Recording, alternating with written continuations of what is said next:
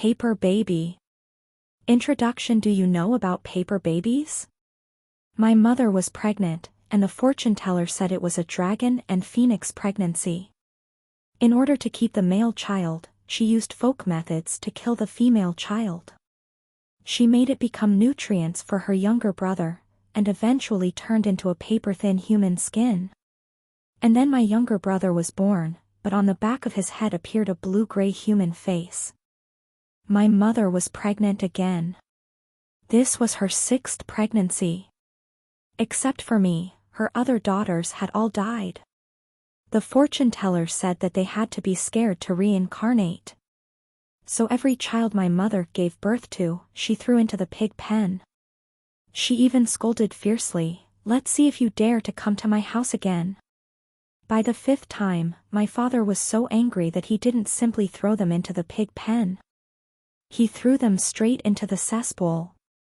She told me to throw those children away. I didn't dare. This was clearly murder. Dad slapped me so hard that my teeth almost broke. He spat a mouthful of saliva, pointed at my face and cursed, "You bastard, do you want to end my Zhang family lineage? I'll beat you to death."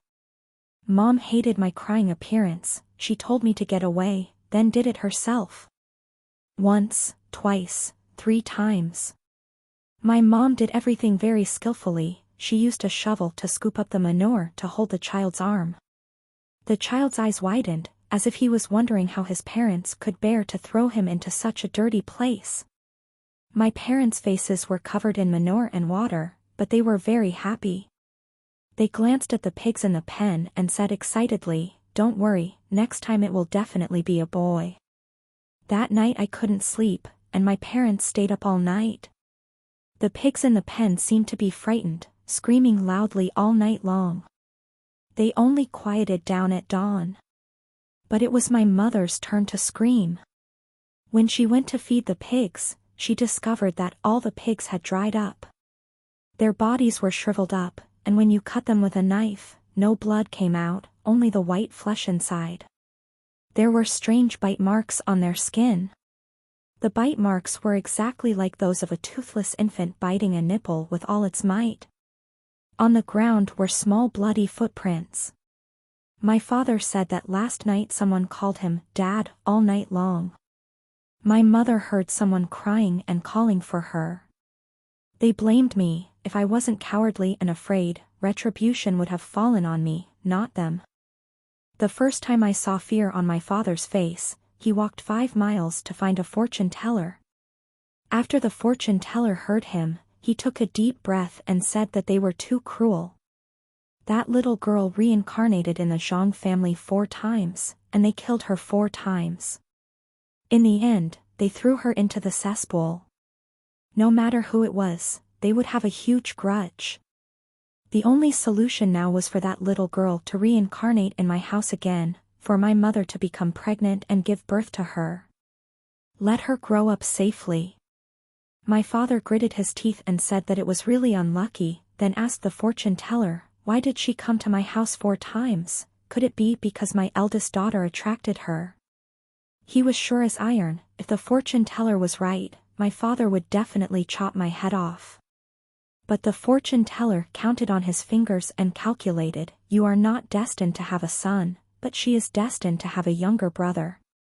If you treat her well, your son will see that her sister is doing well, and of course he will be willing to reincarnate into your family." The fortune teller had said that when I was born. Now my parents finally believed that what he said was true. From that day on, every time my father came home, he would say, "Zhang Lai. Come here. I'll give you 5 yuan. From now on, you have to smile every day, don't cry, okay?" Whether I was eating or going to the bathroom or even sleeping, I had to raise the corners of my mouth. No matter if I saw relatives, teachers, or classmates, I had to shout out loud, "Little brother, look, I'm happy every day, I'm so happy."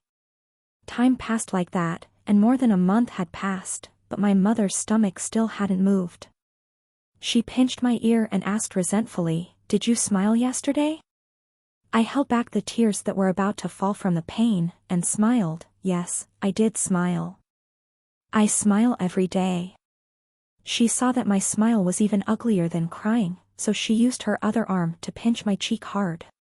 Do you smile like you're happy? My face stiffened, but I nodded repeatedly. Mom, I'm very happy. She made me kneel on the ground and said 1,000 times, little brother, I'm so happy, really happy, come here with me. Perhaps my words were effective, because before the 2nd month, my mother finally showed signs of pregnancy. She said that seeing me made her nauseous, so this baby must be a boy. She also said that her belly was pointed, so it definitely couldn't be a girl. She told me to stay away from her, don't let my girlish scent stick to her, otherwise I wouldn't be able to give birth to a boy. Since she was pregnant, my mother became very picky, wanting this and that. Today she wanted spicy duck, tomorrow she wanted salted chicken. One day, she said she wanted to eat pork, the meat of the pigs that died that night. But they had long been buried by my father, not even a single pig hair remained. The fortune teller told my mother that this fetus was a dragon and phoenix fetus. That evil offspring had also reincarnated into her womb. She only wanted her younger brother, so she immediately looked for a folk remedy after hearing this news. The folk remedy was to get rid of her younger sister. Those pigs had eaten too many baby girls, and their murderous aura was so heavy that it would scare the little sister in her womb and make her not want to be born. Wait until it dies, and my son will absorb it, my baby will definitely be very white and plump. My mother rubbed her belly, her voice filled with love, then added, baby, when you pass the entrance exam to Tsinghua University, I will ask your sister to buy you a house in Beijing, then marry you a wife from Beijing. My father fiddled with his cigarette, stared at my mother's belly, and finally gritted his teeth and stomped his feet, saying, Zhonglai. Come dig with me. I carried a large basket on my back, carried a long hoe on my shoulder, and trotted after my father. He walked very fast, occasionally turning his head to yell at me to hurry up. If I slowed down his son's absorption of nutrients, he would immediately throw me into the cave on the mountain. When we got there, all I could smell was a strong stench, and the ground was crawling with maggots. When I stepped on it, I heard a smack sound, and slimy liquid sprayed everywhere. Dad did exactly the same as the day he chopped the meat. He started digging with a hoe into the moist soil, and in no time he dug out the rotten pigs. A pile of white maggots were growing and multiplying on the gray pork. Dad told me to take off my clothes, then used my clothes to cover my nose and mouth. As for my life or death, he didn't care. I looked at those larvae, and suddenly my skin crawled, as if they had human faces on them, and those human faces were calling out, Dad, Dad. I was terrified and stepped back. My dad almost wanted to kick me into the meat pit. Do you really want to die? He put those rotten pieces of meat in a basket and took me home, while he walked behind, far away from me. I thought I would be poisoned by that stench, or the human-faced larvae would crawl all over my body. But actually I was fine. On the contrary, my dad kept saying it smelled bad, something was biting him. After returning home, even with the naked eye, the meat had already turned a grayish green. But my mother devoured the meat like a hungry tiger. There were long, thin, slimy pieces of meat stuck to her teeth, along with some cartilage. The house was filled with a fishy smell, but only she felt normal, as if nothing could be more normal. My mother hugged the pig leg and said, "It's so delicious, it's really delicious." My father finally couldn't take it anymore, ran outside and threw up, saying that he would rather die than step foot in the house. He ignored my mother for several days. But when good news arrived, he smiled happily again. The village organized a pregnancy checkup, and my mother went too. The doctor said that she was pregnant with only one child, not a dragon or a phoenix. Moreover, she liked sour food and had a pointed belly, so it was 8 or 9 times more likely that it was a boy. As long as I could give birth to a son, let alone pork, even dragon meat, my father would find a way to bring it back. But the fetus was so big that it took a day and a night for my mother to give birth to it. It was indeed a boy. But the one born with the boy was a slightly thin layer of human skin. Looking at the skin, one could tell that it was a girl. Her arms and legs were well developed, only her head was nowhere to be seen. My father didn't care if it was human or dog skin, he just carefully held his son, saying, "The Zhang family finally has a son to continue the family line." But then his expression stiffened, he looked at the finger that was supporting the back of my brother's head. He could only see a small blue-gray face right where his finger was. At this moment, it was closing its eyes, its mouth instinctively sucking on my father's hand. It had found its head. After my mother gave birth, she was completely exhausted, so when she saw that face, she fainted on the spot. When she regained consciousness, her complexion looked worse than that of a dead person. She said to my father, "Give it to me." My father placed my younger brother in her arms. First, she lovingly kissed his tender face, then lifted her shirt to feed him. From birth, my younger brother had very sharp teeth, and at this moment, he bit my mother so hard that blood oozed out, and her flesh was nearly shredded. He opened his mouth wide, gulping down the mixture of blood and fresh milk, making loud gulping sounds. My mother praised him, "What a strong boy you are, my good son." Suddenly, the small grayish-blue face behind his neck twitched and opened its eyes, and from the girl's mouth came soft sobbing sounds. Listening closely, I realized the little girl was calling for her father to call her mother. Just like that evening. After my mother finished feeding my brother, she lulled him to sleep. She saw me standing by the bedside with a bowl of chicken soup, glaring at me fiercely, then weakly holding my brother as she got off the bed. As she passed by me, she angrily knocked over the bowl of chicken soup, as if doing so could dispel her resentment.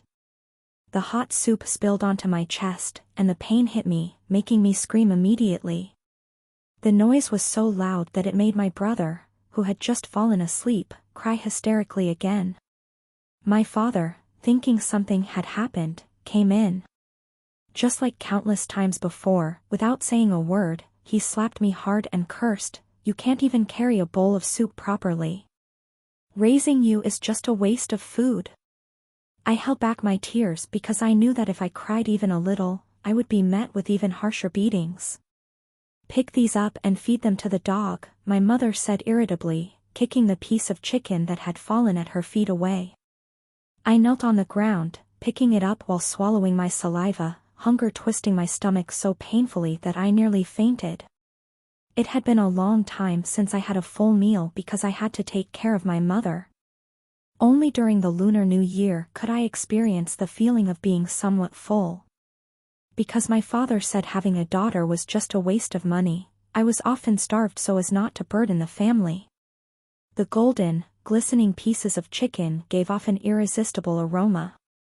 I lifted my arm and licked the sauce still clinging to it. It was so delicious that I abandoned my pride. I didn't feed it to the dog but crouched outside the porch and ate it all. Even though the pieces of chicken were covered in dust, I gnawed them clean down to the bone. Like a thief. I touched my chest where the hot soup had burned me, thinking how wonderful it would be if my mother spilled soup on me like this every day.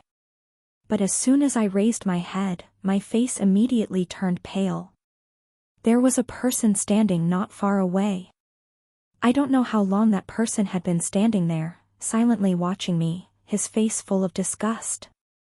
In that moment, I wanted to die. But all I could do was blankly call out, "Uncle." My uncle came to me and immediately went into the house. I staggered after him. The small round mirror hanging on the window reflected my pale face with pale lips. My hands trembled unconsciously as I carefully placed a chair and made tea for him. I secretly hoped that he would not mention what he had seen. If they found out that I had eaten dog food, they would definitely beat me to death. My uncle glanced at me, seemingly with no intention of talking about it, which made me feel relieved. He turned to my mother and said, "Let me see the baby." "Big brother, can you handle it? We dare not ask anyone else, we only trust you. I know you are very capable. This monster cannot cling to my son for the rest of his life." My uncle stared at the pale face. Only now did I realize how beautiful that face was. Those deep black eyes were exactly like the little girl's eyes that day. Blink. Except for the fact that she was naked, she looked exactly like any other normal child. Suddenly, my uncle got angry, used his big hands to cover the little girl's nose and mouth, trying to strangle her. Immediately after, my little brother's face turned pale, and his chest heaved up and down. If she died, my little brother would also die. My father, who was puffing on a cigarette, suddenly had an idea: sew her up. He suggested sewing the little girl's eyes and mouth, then cutting off her nose. After that, who would know besides the family? We could only pretend that the little girl didn't exist. For the first time, my mother got angry at my father and scolded him. "Do you want to kill your son?" Tears welled up in her eyes as she turned to my uncle. "Big brother, this is your nephew. I risked my life just to give birth to a son for the Zhang family." My uncle looked at the child's innocent face and suddenly asked, "Where did all the pork go?" My father pointed to the back of the house and said, "Over there, there's still a pile. I don't dare throw it away." My uncle said that face was related to my brother's life and couldn't be killed, but it could be transferred to another person's body. As long as a blood relative ate those pieces of pork that were filled with resentment, it would be fine. Then, that face would be transferred to that person. The hatred would also be transferred to that person. All three of them turned to look at me. There was not a trace of pity in their eyes. The eldest uncle thought I deserved it. Even dog food was eaten. Since I was so greedy, I would let me eat some delicious food. No matter how stupid I was, I knew that it was inedible. The pork had spoiled to the point of being a slimy mess. Just the pungent smell alone made it hard for me to breathe, let alone the maggots wriggling above. I knelt down on the ground and said, "Dad, Mom, I was wrong, I won't eat dog food anymore. I was wrong, I won't go to school anymore, I will go to work and earn money for you too, for my little brother." Mom said that since I liked to eat secretly so much, she would feed me until I was full, and it was also for my little brother. How much would a little boy with a face like a demon be criticized for? My father always used violence to solve problems, and he was also very proud, and I was seen eating dog food. This made him lose all face. In order to regain some face, he used a dry branch to hit me on the head, saying, "If the fortune teller hadn't said you had a younger brother, I would have thrown you to the dogs long ago." When my uncle saw me screaming, he stopped my father, saying, "This pork can't be cooked, nor can it be grilled, it has to be eaten raw. If you beat him to the point of half dead, how can he eat it?" My mother eagerly took out the piece of meat, but regretted not being able to stuff it directly into my mouth. She happily hugged her younger brother, even the wrinkles on her face relaxed. "Eat quickly, after you finish eating, I will feed you chicken every day." Only I could see that the little pale face had lost its innocent, adorable look of a newborn baby. Now it was seriously listening to every word they said. The corners of its mouth curved into an extremely strange smile. Under the dim light, the three of them surrounded me. The night wind blew through the torn window blinds and towards me, the sound of insects chirping loudly in my ears, making me suddenly feel cold. My father said he would name my younger brother Tien Tuesday. Luckily, he didn't throw me into the pig pen before, otherwise there would be no one to shield my younger brother from disaster.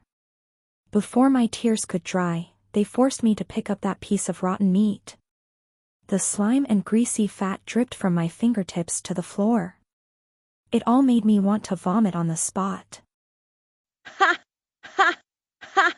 The thing behind my younger brother's head let out a creepy laugh, its eyes filled with hatred as if it was about to bleed. I finally heard what the little girl said this time. Ridiculous, so ridiculous, mother didn't want to give birth to me, father wanted me to die, and my younger brother ate my body. Her tone was like that of a child who had just learned to speak, but her words were terrifying. Every time she said a sentence, they would move closer to me. It seemed that other than me, no one else could hear her cries.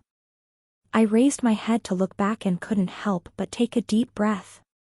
The faces of the three of them had become blurry at some point, as if their faces were all mixed up. It was terrifying at first glance. I could only see my mother's mouth moving, but I couldn't hear what she was saying. Then, she coughed violently. My father said that I was a naughty thing, making my mother so angry that she got sick. But only I could see something moving around her neck, like a pair of small hands poised, waiting to come out from her throat in a second. It made her unable to breathe, and she could only cough continuously. She carefully placed my brother in the crib and rushed forward to hold my arms and legs. My uncle tried his best to pry my mouth open, while my father tore the pork into small pieces and stuffed them into my mouth. When the pieces of meat touched the back of my tongue, I could even feel the thin but tough flesh stuck in my throat. Because I struggled so hard, it slipped out again. My father had to pour all the tea in the pot into my mouth before he could make me swallow it. My mother coughed a few times, wiped the sweat from her forehead, and said, "Big brother, you have accumulated blessings for the Zhang family." They sat on the chair, panting, talking about how hard it was just now, how much strength they used. I covered the corner of my mouth that had just been torn, and sat on the ground in a daze. I listened to them talk, watched them eat and drink. Finally, before my uncle left, he sat down in front of me, smiled and asked, "Is dog food good?" From that day on, the back of my brother's head seemed to be slowly dying. At first, my brother's eyes were closed, and then his mouth stopped making any sounds. Then the lines on his face gradually dried up. Only a few black spots like birthmarks remained. My mother coughed so her voice became hoarse, and she spent all day bending over to take care of her son, and she didn't even have the energy to scold anyone anymore. Every day, except for breastfeeding, she just breastfed him. My brother was hungrier than other children, and after only a little bit of breastfeeding, he would cry and demand more. And once he was full, he would fall asleep, sleeping until he didn't know what was going on, and he became fatter and fatter, looking like a giant larva. Her breasts had been bitten to pieces by her brother, and there was almost only a thin layer of skin between the outer nipple and the flesh inside. During the hot summer days, she didn't bother to apply any medicine, just letting her son drink his fill of milk. Then the wound began to rot and fester, giving off a foul and sweet smell.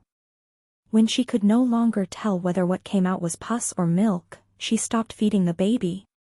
She coughed day and night, the noise making it difficult for everyone to sleep. It was like an old motor constantly creaking. My mother said that something seemed to be stuck in her throat, and she couldn't cough it up. She opened her mouth and asked my father to shine a flashlight to help her look to see what was stuck in her throat. My father shined a flashlight, held a pair of tweezers, and squinted. "It's probably just a few soybean shells, eat a little less." He only glanced briefly, then backed away as if he had seen a ghost. He rubbed his eyes vigorously and turned to me and said, "Zhang Lai. Come here and take a look, I think I'm seeing things." I tiptoed and looked in the direction of the flashlight shining on my mother's throat. Her throat was covered with a layer of dry, snake-like skin. It was milky white like plastic left out in the sun for a long time, and it looked like fish scales that rose and fell with the rhythm of my mother's swallowing. The veins on it were clearly visible, and there were even a few fine hairs. "Why are you standing there like a statue? What the hell do you see?" My mother couldn't bear the gaze of my father and me. She closed her mouth and tried to look at herself in the mirror. But she looked left and right but couldn't see anything, so she angrily picked up the flashlight my father had just put down and threw it at me. Cough cough, you guys really want me to die. She coughed until tears came out, her face flushed red. I whispered, Mom, there's skin inside. What skin?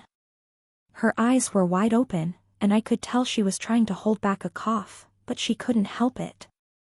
Sister's skin. I wisp.